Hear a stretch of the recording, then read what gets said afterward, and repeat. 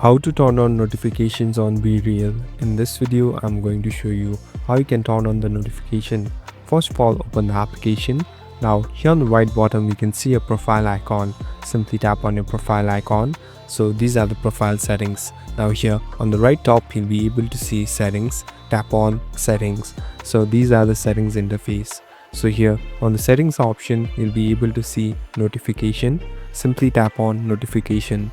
So these are the categories and subcategories of the notification.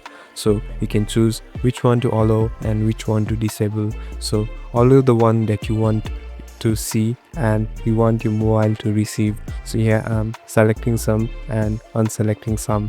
At last, here on the bottom you can see this save button. Simply tap on save. So if you go back, it's all saved now. Thank you for watching this video. I hope this video will help you.